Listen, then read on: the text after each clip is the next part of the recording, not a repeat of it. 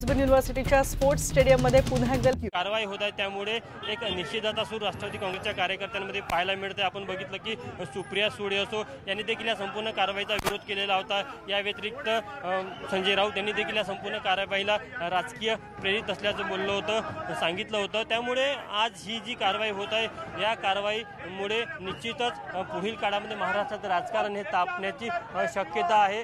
सध्या तरी ईडीची ही कारवाई सुरू आहे। या कारवाईमध्ये नेमकं आता काय होतं, ईडी कोणाला ताब्यात घेतात का किंवा काही कागदपत्र घेऊन तशीच परत जातं हे देखील बघणं महत्त्वाचं राहणार आहे। व्हिडिओ जर्नलिस्ट प्रशांत मोजेसह तुषार कोडे, न्यूज 18 लोकमत, नागपूर।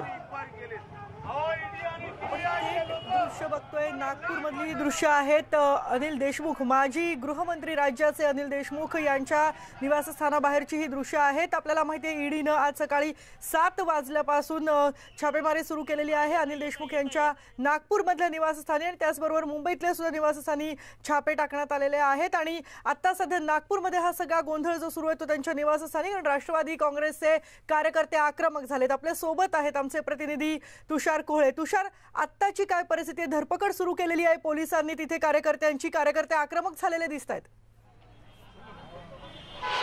थोड्या वेळात आधी इथे राष्ट्रवादी काँग्रेसच्या कार्यकर्त्यांनी धरणे आंदोलन देण्याचा प्रयत्न केला आणि नागपूर पोलिसांनी त्यांना अटक केलेली आपण बघू शकतो की सध्या इथे पोलिसांचा पूर्ण फौजफाटा आहे। आणि महत्त्वाची गोष्ट की थोड्या वेळा आधी जे आंदोलनकर्ते इथे ठिय्या आंदोलन देत होते त्यांना देखील पोलिसांनी आपल्या वाहनामध्ये भरून हेडक्वार्टरना नेलेलं आहे। आणि दुसरीकडे अजूनही कोणता अनुचित प्रकार घडणार नाहीची पूर्ण खबरदारी घेतली जात आहे। जर का तुम्ही बघितलं तर हे अनिल देशमुखचं घर आहे। अनिल देशमुखच्या घरामध्ये अजूनही ईडीचं 5 सदस्याचं पथक आहे आणि ते संपूर्ण प्रकरणाची चौकशी करत आहे। महत्त्वाचा विषय की ईडीने स्वतः आपल्यासोबत केंद्रीय सीआरपीएफचं पथक देखील आणलेलं होतं। जी महिला तुकडी आहे ती देखील संपूर्ण घराचा सुरक्षेचा त्यांनी वेढा दिलेला आहे। मात्र बाहेर पहिल्यांदा अशा प्रकारची घटना घडली, कारण की याआधी नागपूरमध्ये ईडीने 2-3 वेळा कारवाई केली, मात्र तेव्हा मात्र कोणत्याही राष्ट्रवादी काँग्रेसच्या कार्यकर्त्यांनी याचा विरोध केलेला नव्हता। मात्र आज जेव्हा ही कारवाई झाली त्यानंतर कुठेतरी अशी एक चर्चा होती की राष्ट्रवादी काँग्रेसचे कार्यकर्ते या संपूर्ण घटनेला किंवा या कारवाईचा विरोध करेल। त्यांचं जे म्हणणं होतं की कुठेतरी केंद्र सरकारच्या इशाऱ्यावर ईडी ही कारवाई करत आहे आणि राजकीय सूडबुद्धीतने ही सर्व कारवाई करत आहे। त्यामुळे राष्ट्रवादी काँग्रेसचे कार्यकर्ते शहर अध्यक्ष धुनेश्वर पेटे यांच्या नेतृत्वामध्ये इथे जमले आणि त्यांनी संपूर्ण या कारवाईचा निषेध केला, ठिय्या आंदोलन देण्याचा प्रयत्न केला। आणि जेव्हा पोलिसांना लक्षात आलं की हे आंदोलनकर्ते आक्रमक होत आहे त्यानंतर पोलिसांनी सर्व कार्यकर्त्यांना अटक केली आणि गाडीमध्ये भरून घेऊन गेले। तुषार, अनिल देशमुख तर मुंबईला त्यांच्या सुखदा या निवासस्थानी पोहोचलेत। नागपूरमध्ये आता त्यांच्या घरामध्ये कोण कोण आहे? बाहेर मोठा पोलीस बंदोबस्त आहे, सीआरपीएफची तुकडी आहे, महिला पोलीस सुद्धा खूप यावेळेला जास्त प्रमाणात आणलेले आहेत। मागच्या वेळेला असं महिला पोलीस विशेष आलेल्या नव्हत्या। आत्ता तिथल्या निवासस्थानामध्ये कोण कोण आहे?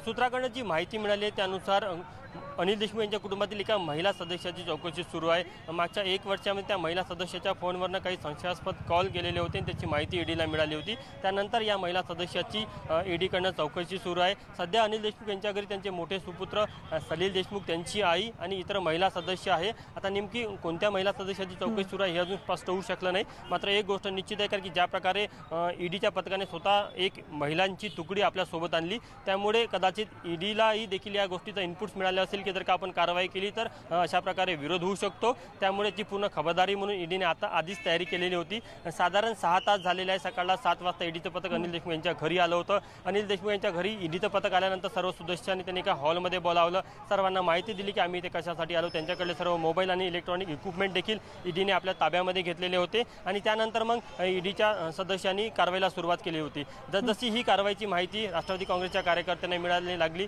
त्यानंतर राष्ट्रवादी काँग्रेसचे कार्यकर्ते नागपूरच्या जीपीओ चौकात अनिल देशमुख यांच्या घरासमोर आले आणि जमायला सुरुवात झाली। आणि त्यानंतर जेव्हा शहर अध्यक्ष धुनेश्वर पेटे हे देखील आले आणि त्यांनी नंतर मात्र इथे निदर्शन करायला सुरुवात केली, ठिय्या आंदोलन द्यायला सुरुवात केली। पोलिसाला या गोष्टीची आधीच कल्पना होती की अशा प्रकारची घटना घडू शकते, त्यामुळे पोलिसांनी देखील आधीपासूनच अशा प्रकारची कुमक पोलिसांची फौजफाटा इथे मागून घेतलेला होता। आणि जशी राष्ट्रवादी काँग्रेसचे कार्यकर्ते आंदोलन करायला सुरुवात केली लगेचच पोलिसांनी त्यांना अटक केली आणि त्यांना आता घेऊन पोलीस मुख्यालयाला नेलेलं आहे।